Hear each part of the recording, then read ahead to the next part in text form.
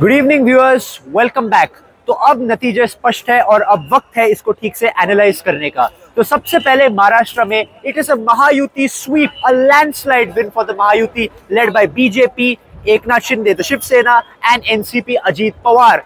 तो दोस्तों एक बात तो स्पष्ट है कि ये लेगेसी फाइट जो था महाराष्ट्र में, this round of the legacy goes of course to the Mahayuti alliances. Legacy का मतलब क्या है यहाँ पर? लेगेसी वो था जो दो रीजनल पार्टीज आपस में लड़ रहे थे।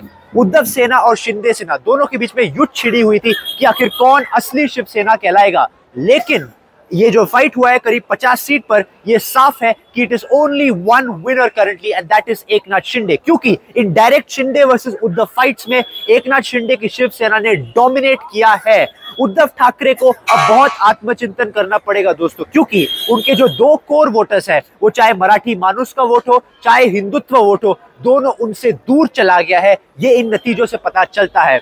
दूसरा सबसे बड़ा लेगेसी वॉर था एनसीपी का, यानी कि एक तरफ अजीत पवार गुट और दूसरा तरफ शरद पवार गुट। इस बार सरप्राइजिंगली सबको चौंकाते हुए अजीत पवार के एनसीपी ने शरद पवार के एनसीपी को डोमिनेट किया है इस बार in the direct fights. There were around 36 seats where there was a direct fight between the NCP Sharad Pawar and Ajit Pawar, and Ajit Pawar has dominated that.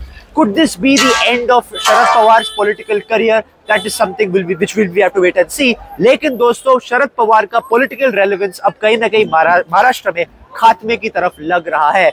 तीसरा और बड़ा टेक अवे है कि BJP versus Congress के बीच जो direct fight थी, वहां पर बीजेपी ने डोमिनेट किया है, specially in the Vidarbha region, which was shocking for many, because यही वो रीजन था जहां पर लोकसभा ने कांग्रेस ने बीजेपी को बुरी तरह हराया था। दोस्तों 76 ऐसे सीट्स है जहां पर बीजेपी कांग्रेस का टक्कर है, लेकिन इस बार it turned out to be a no contest with the BJP dominating. अब दोस्तों ये तो हुई महाराष्ट्र की बात। अब बड़ा सवाल ये होगा कि अब मुख्यमंत्री कौन होगा आखिर? क्या देवेंद्र फडणवीस इस बार मुख्यमंत्री बनेंगे या फिर एकनाथ शिंदे ही सत्ता पर काबिज रहेंगे एज चीफ मिनिस्टर? ये आने वाले दिनों में हमको पता लगेगा। फिर दोस्तों जब बात झारखंड की आती है, it is a clear win for the India alliance led by Hemant Soren and a second consecutive route for the BJP. The BJP's narrative clearly did not work in Jharkhand when it came to infiltration and illegal immigration. उसने voters के साथ जो cord strike करना चाहिए था वो नहीं किया है, इसलिए उनको बहुत आत्मचिंतन करना होगा। क्लियरली ये एक सिंपैथी वोट है हेमंत सोरेन के लिए, क्योंकि पिछले ही साल उनको गिरफ्तार किया, इसी साल माफ कीजिएगा, उनको गिरफ्तार किया गया था एनफोर्समेंट डायरेक्टोरेट के द्वारा। उन्होंने इस इशू को एक ट्राइबल्स पर हमला बताया, ट्राइबल वेलफेयर की बात की और एक इमोटिव कनेक्ट बनाया जनता के साथ, और वो वहां पर जीते हैं। The overall national takeaway, viewers, clearly is that first of all, Prime Minister Modi still is relevant in Maharashtra.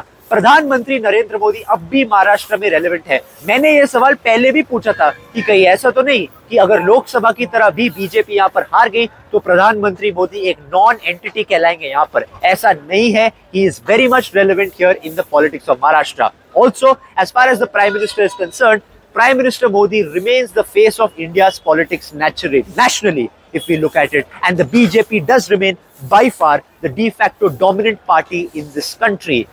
So viewers, बहुत ही दिलचस्प यहाँ पर इलेक्शंस देखे गए थे, सिर्फ यहाँ पे दो राज्यों में नहीं, महाराष्ट्र झारखंड में नहीं, बल्कि कुछ बाईपोल्स में भी।